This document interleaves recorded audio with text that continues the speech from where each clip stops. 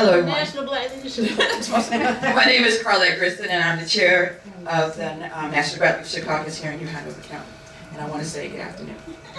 As we gather here today, on the 25th anniversary, I am reminded that it's only been 160 years since slavery was abolished in this country. And I stand with words of Frederick Douglass, spoken in 1852, that still ring true today.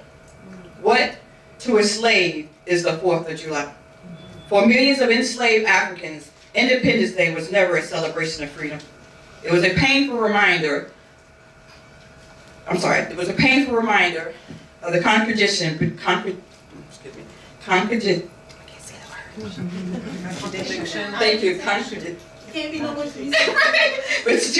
American promise to liberty and reality of bondage. Frederick Douglass forced this nation to look into its honesty, to confront the gap between its ideals and its lived experience. And Dr. Martin Luther King carried that same truth forward, reminding us of the founding documents of this nation declared the liberty and equality. But those promises have not always been fully recognized for all people. African Americans have always lived in an intersection of promise and struggle. We endured slavery, we endured Jim Crow, we endured segregation, and we all endured a fight for a right to vote, the right to learn, the right to own, the right to be heard, and the right to exist fully as citizens in this nation. Our ancestors did not wait for freedom.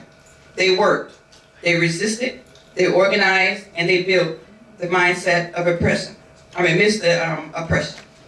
And even now, as America reaches this milestone of 250 years, we are still asking hard questions about whether the promise of equality has been fully met. What to Black America is the 4th of July? When the wealth gap that traces back through generations of exclusions and discrimination is still present. Voting rights continue to be debated, challenged, and suppressed. Access to opportunities in education, housing, and employment remains uneven. And conversations about diversity, equity, and inclusion reflect on an ongoing struggle over the fairness that truly mean in this country. But it is not a story only of what is missing. It is the story of what has been built. Because Frederick Douglass did not speak to inspire despair. He spoke to awaken the opportunity.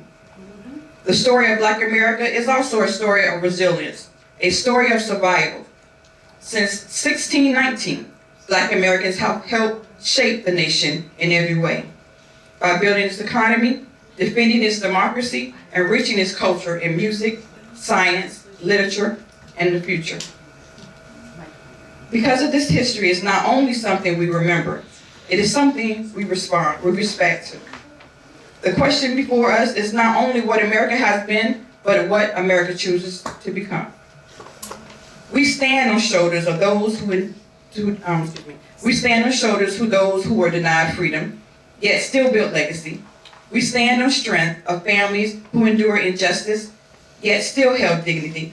And the legacy is not just in the past, but it still lives today. Frederick Douglass reminds us that this nation, the power does not yield without demand. And we so continue to demand, not with hopelessness, but with purpose. Not with silence, but with voice. Not with division, but with determination to build a more just future for Black Americans. Thank you.